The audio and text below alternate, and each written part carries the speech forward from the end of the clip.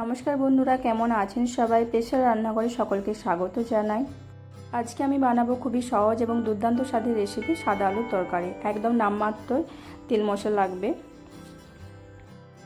লুচি, রুটি, পরোটার সাথে খেতে খুবই ভালো লাগবে। চলুন তাহলে দেখে নেওয়া যাক আজকের রেসিপিটি। কড়াই গরম করে নিয়ে এর মধ্যে দিয়ে দিয়েছি 4 চামচ পরিমাণ তেল। তেলটাকে একটু হালকা গরম করে নেব। তারপর দিয়ে দেব একটা শুকনো লঙ্কা ফোড়ন আর 5 ফোড়ন।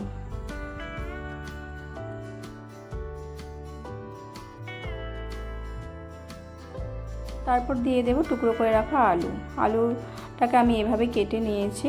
দিয়ে আমি সব কিছু একসাথে মিশিয়ে নেব।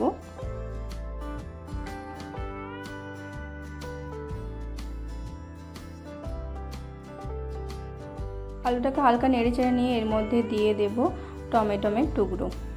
দিয়ে আবারও এটাকে ভালো করে ভেজে নেব।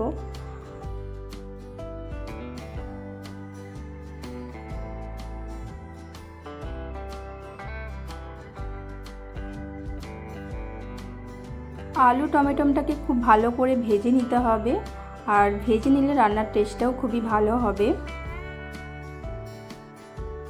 আমি এটা 5 মিনিটের মতন খুব ভালো করে এটাকে ভেজে নেব।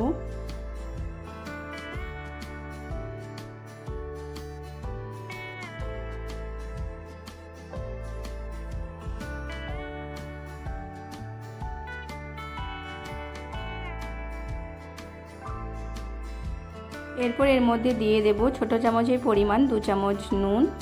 এখানে আমি খালি নুনটাই ব্যবহার করব, আর কোনো মশলা আমি ব্যবহার করব না। দিয়ে আমি এটাকে আরও 7 মিনিটের মতন ভেজে নেব।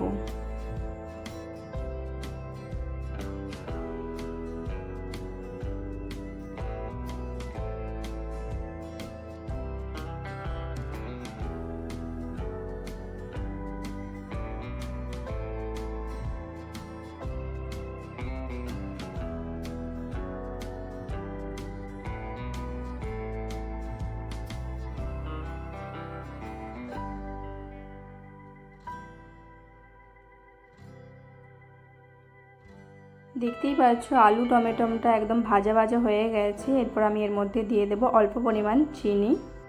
দিয়ে আমি আবারও হালকা করে এটাকে ভেজে নেব।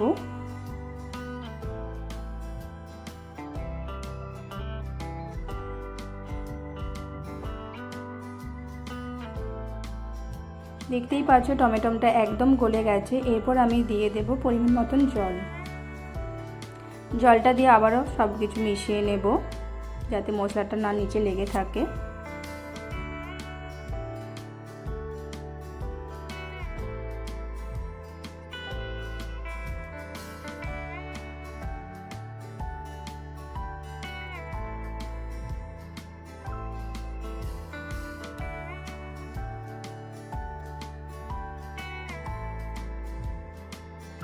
এটার সাথে মিশিয়ে নেওয়ার পর এরপর দিয়ে দেব 2টো কাঁচা লঙ্কা।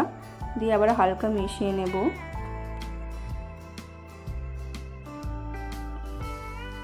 এরপর ঢাকা দিয়ে 5 মিনিটের মতন রান্না করে নেব।